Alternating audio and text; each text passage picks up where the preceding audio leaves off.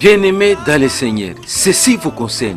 L'émission Tempête apaisée, une émission de l'évangile de Jésus-Christ à travers le monde. Car la Bible dit dans 2 Timothée chapitre 3 verset 1 à 2 je cite, sache que dans les derniers jours, il y aura des temps difficiles. Car les hommes seront égoïstes, amis de l'argent, fanfarons, hautains, blasphémateurs, rebelles à leurs parents. Alors bien-aimés, pour votre apaisement et consolation et édification, suivez l'émission Tempête apaisée, une émission de l'évangile de Jésus-Christ à travers le monde, présentée par l'homme de Dieu, le pasteur Toubengue Richard. Pour nous suivre, nous sommes sur Facebook, page officielle, Tempête apaisée, pasteur Richard. Vous aurez toutes les émissions possibles pour votre consolation et édification. Que Dieu vous bénisse. Bien-aimés dans le Seigneur, que Dieu vous bénisse. Partout où vous trouvez en ce moment, à travers 4 coins du monde, c'est votre serviteur bien-aimé, le pasteur Richard Toubengue, qui vous parle en ce moment. Oui, bien-aimés dans le Seigneur, Nzambe apambole zomi na tango oyo, ngolo na Nzambe ezala likolo na moko esika zomi ko na mama oyo, ni émission na biso Tempête apaisée. Oui, bien-aimés, toko lekisa mama na biso na tango oyo pona kotanga oyo ezali message to parole de Dieu. Toza na texte na biso oyo tozali ko partager yo na ngana mama zolanda ngai na mukanda na Nzambe, Proverbe chapitre 20 et verset 25. Je lis au nom de Jésus. C'est un piège à un homme de prendre à la légère un engagement sacré. Proverbe chapitre 20 verset 25 partie A. Awa totangiza na français na linga le biboye eza piège to motambo pona mutu kozwa na légèreté engagement oyo azui. Oui, awa to yiko partager na mama oyo nyozo nanga ezali likambo na engagement. Bien aimé, na vie na mutu oyo leki engagement ezali te. Tango zali ko s'engager na likambo moko na vie na yo, il faut beaucoup réfléchir, il faut bien regarder notre comme engagement. Pourquoi engagement? Parce que le but, c'est un piège à un homme de prendre à la légère un engagement sacré.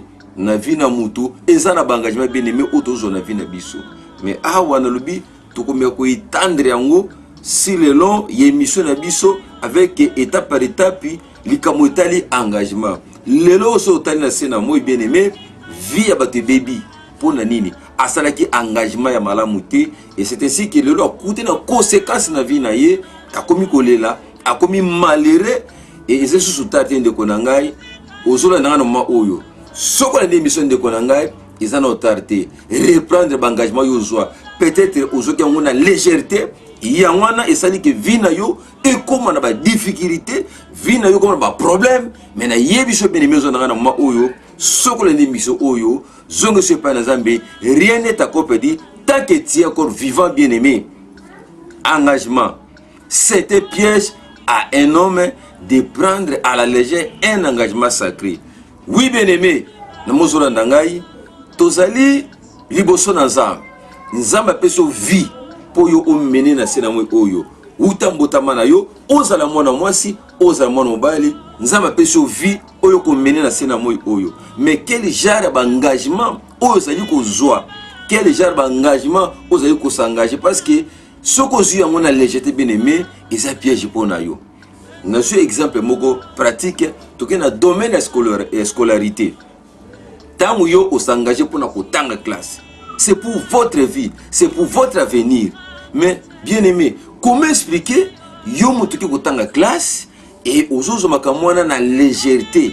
Or l'avenir ezo dépendre na classe ali ko tanga. Ce ko tangi malamu, tu te prépares bien, lobby okozala utile na société, lobby okozala quelque parce que au cocher diplôme na yo et ko la qualification na automatiquement et à ce moment là okomi utile na société pona nini o s'engager ki malamu na makambo tali domaine ya kotanga. C'est un piège à un homme de prendre à la légère un engagement sacré. Ba engagement ozali ko zwa ezoko coûter vino de konangai ko sala maseki na ngote. Yango zonga lelo oyoyo badozo bateni bali ko sala vina bango a s'engager en légèreté a komi ko lela parce que o s'engager ki bien té. Tout ça domaine ya libala. Oui, toi qui es ensemble ensemble. Tout ça na posa mabala. Tout bala surtout mi bande ko basi. Mais tant ozo ki ko bala ndi nga. O yebi ni ozo prendre ko l'engagement comme na ko bala. Tant yo mo zo bala. O yebi ni zakata ya libala. Tant bala zo bala. Yo ni kata ya libala ndi ko ngai. Il faut faire attention na o etali engagement parce que Bible décrit yango c'est un piège à un homme de prendre à la légère un engagement sacré. Le mariage, c'est un engagement sacré. Oui, bien aimé, tant que vous allez signer, tout ça, il y a une déclaration, même devant l'état civil, même à l'église, dans la famille, on fait des déclarations. Et déclaration de Konangaï, ils ont la capacité, et les la légèreté, ils ont pour l'avenir. Mais ceux qui ont eu comprendre la déclaration de légèreté de Konangaï, conséquence que vous avez la kakayomoko. Il y a bien des choses tango aux de Konangaï et sengeli oyeba kotala malam point ya engagement. Quelle sorte d'engagement vous allez s'engager dans tout domaine ya vie na yo awana sena moui. Quel genre d'engagement tu t'engages bien aimé? Parce que c'est un piège à un homme de prendre à la légère un engagement sacré bien aimé. Na yebite na libala bi kamba libala tango sangaja libala de konangai yebete ali mon mosoko takati nango mais il faut prendre au sérieux. C'est pour preuve au comment ba sonorer lelo balati alliance balati melo ba panze parce que ils n'ont pas pris au sérieux c'est que c'est mariage, ils n'ont pas pris au sérieux engagement na bango comme conséquence divorce koya parce que bo sangaja qui bien été peut-être bo sala qui pour se pris sabatu soit bo sala qui pour botala ke no biso tozali non bien aimé na yebisio le kamuna engagement to ko étaler yango to ko détendre yango mutu nyonso azo part na ye peut-être ozolanga na mama oyo osala ki engagement malamu te na vie na yo et de l'autre ko regretter la vie il n'est pas trop tard da vie yo so nanga yeba yango c'est possible aussi pas na nzambe soko seka engagement babe moment yango ozali ko permettre yo ozonge pas na nzambe pona nini nzambe ali kapaya ko récupérer yo au renouveler engagement na yo aux zonga li sous pas ensemble pour na ko prendre au sérieux aux ali ko solo l'engagement. Tu peux imaginer vie au passion de konangai is plus cher que toute chose na mokili oyo il besoin nini besengo nini e ko sepela e pa ina nzambe muta solo mokili au vivre au perdre vie na yo à cause de leur mokili. Non bien aimé, vie nous a plus sacré, vie nous a plus cher pas na nzambe. Zaman a besoin de vie na biso, a besoin de na biso te. Alors il faut considérer plus ta vie que les choses de ce monde. Il faut considérer plus ta vie que Bible qu'on a la futilité qu'on a bien aimé. Comment expliquer muto so bloko na valeur de vie na ye. Or amina yo za diri se poter pas na Nzambe ke bloko ze katra mukili oyo. Likambo na engagement. Yo so la ngana ma oyo. 4 ko ya monde. Partout ce que yo zali. Aux en Amérique, en Europe, Nazi no seni awa même en Afrique partout où tu es uzolanga ma oyo likambo na engagement. Engagement ni yo sali. Oyo sali ki ptia trouble na vie na yo. Engagement yo s'engager, oyo respecter yango te et tu trouble na vie na yo. Non. Quand tu prends un engagement, il faut prendre au sérieux. Il faut regarder, il faut bien analyser ce que c'est l'engagement. Parce que quand tu ne prends pas au sérieux, c'est un piège pour toi. Et ça va revenir sur toi. Et tu seras victime. Et tu seras commencé à se lamenter parce que tu n'étais pas bien engagé. L'engagement, c'est un piège à un homme de prendre à la légère un engagement sacré. Il y a plusieurs engagements dans la vie d'un homme. Mais quel sorte d'engagement tu t'engages, bien aimé? Vous s'engager ningini na vie na yo. Na o nyonso zali ko sa na vie na yo parce que o so sa na vie na yo ndeko na ngai so ki ezali malamu yo moko se pela nango. Mais so ki za malamu ndeko na ngai ozala victime ko lela yo moko. Tango yo moni ke okokina te makambo ya ko bala ndeko na ngai ne t'engage pas, zwata na yo se prépare parce que libala eza eloko zali institution divine et ou te pas ensemble. Au séparé na on a noté de ko maturité ko kota libala te ko s'engager te parce que libala ezana makambo ebele na katina yango lelo o ebele ba tomber victime a commis divorcé a commis malheureux parce que ayeba kité ko s'engager na domaine wana. C'est un piège à un homme de prendre à la légère un engagement sacré. Oui, bien aimé dans le Seigneur. Aujourd'hui, aux alliés, na évité sorti nini, y engagement ou commelio mabe ou tungisi vina yo. Engagement zalé belé. Même engagement dans la prière. Nous allons à l'église pour prier notre Dieu. Nous allons à l'église pour chercher la face du Seigneur. Mais bien aimé, dans quelles conditions que nous allons à l'église pour chercher la face du Seigneur? Nzamba muninga na bisoté, nzamba camarade na bisoté. Mais tant que n'est pas dans nzamba de konangai, et c'est tout un engagement. Autour de l'osal, au sambela nzamba, et c'est l'engagement. Tant que au sambela nzamba, nzamba muninga na yo, azaka mai na yo non, c'est notre Père. Oya simbi vi na biso, c'est l'être suprême où nous devons doit beaucoup de respect.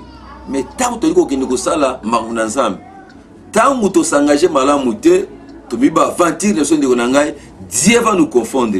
Et à ce moment-là, on va humilier. À ce moment-là, on va déshonorer parce que tu n'étais pas bien engagé. Engagement. C'est un piège à un homme de prendre à la légère un engagement sacré. Qu'on sambe l'ensemble, les engagements sacrés. Qu'on sait l'ensemble, les engagements sacrés. Qu'on mène vie de pièges, les engagements sacrés. Mais tu fais dans de quelles conditions, bien aimé? C'est une question posée. Parce que, Kobo Sanate, Batu Oyo Nyonso, va faire face dans le sambo. Ils ont affaire avec les diables aussi. Parce que les diables, allez combattre banane. Ba Oyo Nyonso, Yesu, Jésus. Batu Wanande, diable allez combattre bango. Mais Ozo Sala Yango Nengenin.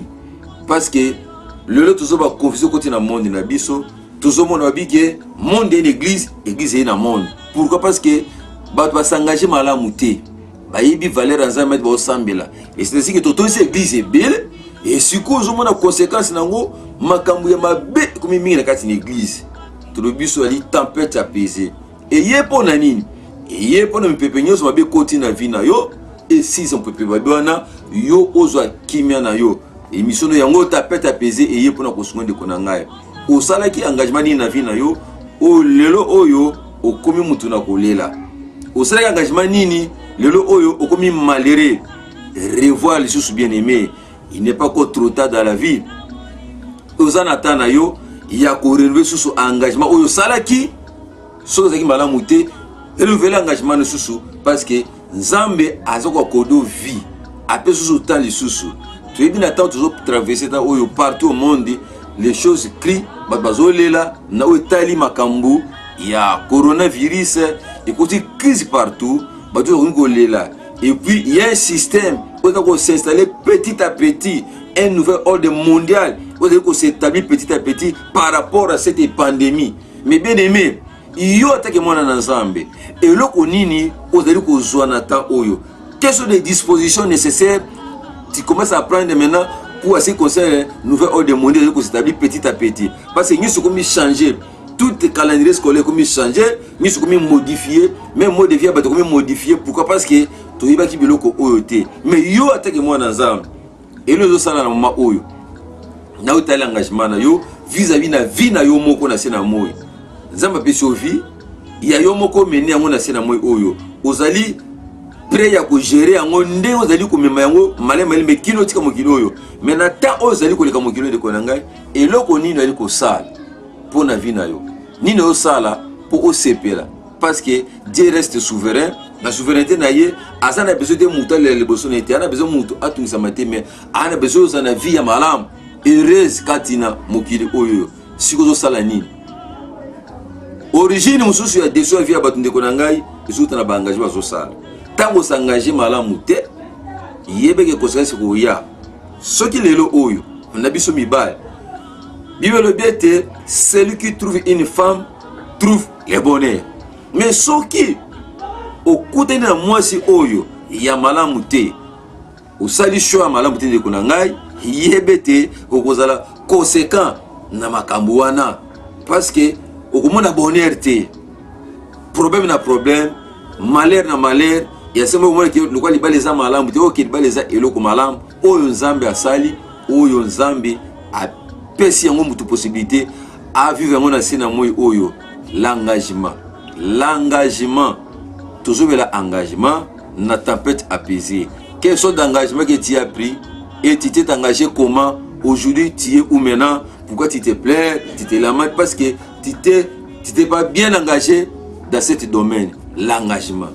Yeba kota la malam. Ils ont un moment où peut s'améliorer, où revoir l'engagement, vous allez dans la vie na yo. Dans le domaine à kotanga, vous s'engagez qui n'engagez. Pourquoi mamwe simba quitté? Pourquoi baninga ba réussir na classe, yo récité, tu t'es pas bien engagé. Pour nani ni batuna maré, bazo réussir, zo récité, vous s'engagez qui malamu to la nanga na ma oyo. Pour nani bazo choisir du voyage ba réussir, réciter, vous s'engagez engagement bété, revoir engagement zo kosala na vie de konanga. Nyo sezali engagement. Mais soko zi yango serein de konanga bien aimé na zo sa yo, vous en mutuna esengo. Oko sepela na vie na yo, l'engagement. C'est un piège à un homme de prendre à la légère un engagement sacré. Tout ce qu'on fait, ce sont des engagements dans notre vie. Mais il faut bien engager pour qu'il n'y ait pas des ennuis dans nos vies. Et ça vous la vie n'a bisoté, tout s'engager malin. Il faut qu'on soit à disposition où sengeli na otali comme un engagement. Proverbe 20, 25 la bisoté, c'est un piège à un homme de prendre à la légère un engagement sacré. Nous sommes comme ça la vie sur les engagements. Nazo sur le monde dans le moment où est-ce que zali na quatre quoi monde. Quel genre d'engagement où il joue et engagement il joue na quatre quelle conséquence il coûte nango. C'est que au s'engager qui bien été.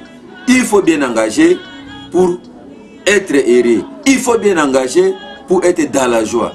Tant que tu n'auras pas bien engagé dans ta vie de konangai, vous allez malheureux, vous allez mutuna koulelela. Faisons confiance à notre Dieu qui nous a donné cette vie, cette terre. Pour nanin, haibisi na sai biloko nyonso na tena se ya mutu. Mutu a dominé biloko oyo ngai nasali.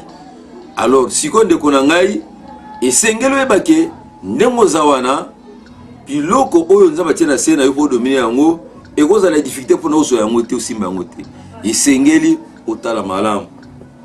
Vinzamba pesio ozo mener yango ndenge nini? Est-ce que na loyenge na mobulu te bien aimé hors des alliés sikaka moko. Jean 3:8 car Dieu a tant aimé le monde qu'il a donné son fils unique afin que quiconque croit à lui ne périsse point mais ait la vie éternelle. Jean 3:16. Oui bien aimé, kuna des fondations makam pour vieux à organiser. Commençons d'abord à croire au Seigneur Jésus-Christ de Nazareth. Parce que kuna des fondations makam et que sala ke oyeba engagement au sala ezali pona bolamu na yo ezali pona zamba sunga yo ozala mutresi on a sena moy oyo bosana te vina biso na sena moy bitumbezali vina biso na sena moy kombezali. Le diable est là bineimba zawana mais ce que sali masekinde konanga si le point engagement et que ça l'occasion ennemi à sepela à profiter non voilà parce que échec na yo bien aimé ils allaient des sengo banguna na yo échec no bien aimé ils allaient sengo ya ba adversaire na yo tant que tu ne réussis pas de konanga yebete ba adversaire na yo bazo clamer maboko parce que yo jouer ba beta maboko parce que yo longité ba beta parce que il bala na yo kufi ba beta parce que musala na yo kufi. Oui bien aimé parce que au s'engage qui bien été. Je te rappelle à ce moment, reprends-toi mon bien aimé, si le point engagement, c'est un piège à un homme de prendre à la légère un engagement sacré. Réveille-toi mon frère, ma soeur, Nathan Tozali, mon engagement. Et singole baké, nous sommes là pour bien engager. Pourquoi nous sommes bien engagés? Parce qu'il faut réussir. Tu peux échouer. Tant que vous échouez de konanga, bangouni ba beti maboko. Tango ozolela lela banguna ba osepela na pasi na yo ba osepela n'échec na yo. Or nous avons un homme qui nous a donné la victoire. Si la croix c'est le Jésus-Christ de Nazareth. Fais confiance à cet homme bien aimé. Pour comprendre que makambo kozo malam commençons d'abord à croire à Jésus-Christ de Nazareth afin que toyeba ko conduire vina biso toyeba ko mener vina biso na sena moy oyo. Je parle si l'engagement. C'est un piège à un homme de prendre à la légère un engagement sacré. Quelle sorte d'engagement que tu as pu bien aimer, je ne sais pas. Mais je me rappelle à ce moment d'être un peu courageux, de ne pas se laisser parce que vieux Zagamoko, on a besoin de se namoui. Ceux qui ont envie ezali moment où esengeli yo décider pour la vie na yo. Soki échec ezalaki kotala yango susu te, so mokolo ezalaki kotala yango susu te, avance tala liboso, renouveler engagement na yo bien aimé, renouveler engagement na yo, parce que na nzela na engagement yo kosala ndeko na ngai, tout est possible pour Nzambe à restaurer yo, tout est possible pour Nzambe à rétablir susu yo lisusu, azongisa yo na place oyo esengeli ezala pona yo. Nesika bandeko basepela balela pona mayoko million ndeko na yo pona échec na yo te, bango batika ndeko sepela batika kolela parce que yo au réussir. Mais tant que vous ndeko na ngai ezali esengo ya banguna na yo, tant que vous réussite ezali échec ya banguna na yo. Oui, bien aimé de le Seigneur, oui tu na moment oyo na rappeler sous mémoire na yo oyo zali ko basi l'engagement. Prenez au sérieux l'engagement. Prenez au sérieux l'engagement. C'est un piège à un homme de prendre à la légère un engagement sacré. Oui, bien aimé le Seigneur, que Dieu vous bénisse. Et si vous avez un moment oyo, à travers 4 écoles du monde, Nzamba batela biso, apesa makasi wana, tu as toujours que vous avez une mission tapette apaisée, et il y a pour apaiser l'esprit, et apaiser mpepignon so ya mabe koti na vie na bino. Na pamboli nkolo, na moment oyo, libota mino azeko na ndanga ya tapette apaisée, kobanda na famille nanga moko, kobanda ndeko nanga ali Kailu oya siminga na réalisation et puis qui peut soit technique kuna mwana biso ndeko Ridia Weda nyoso wana bazali ko sunga pote mosali kende liboso na mwana nga medi kuna simsusu mireda simbi lumière pote musalo sa malamu ndeko na ngai na pamboli Nzambe na pamboli libota nyoso ko ndanga à travers 4 ko ya monde Nzambe apambola likambo na engagement na komona Yesu. Bien-aimés dans le Seigneur, ceci vous concerne l'émission Tempête apaisée, une émission de l'évangile de Jésus-Christ à travers le monde. Car la Bible dit dans 2 Timothée chapitre 3 verset 1 à 2 je cite, sache que dans les derniers jours, il y aura des temps difficiles, car les hommes seront égoïstes, amis de l'argent, fanfarons, hautains, blasphémateurs, rebelles à leurs parents. Alors bien-aimés, pour votre apaisement et consolation et édification, suivez l'émission Tempête apaisée, une émission de l'évangile de Jésus-Christ à travers le monde, présentée par l'homme de Dieu, le pasteur Toubengue Richard. Pour nous suivre, nous sommes sur Facebook, page officielle, Tempête apaisée, pasteur Richard. Vous aurez toutes les émissions possibles pour votre consolation et édification. Que Dieu vous bénisse.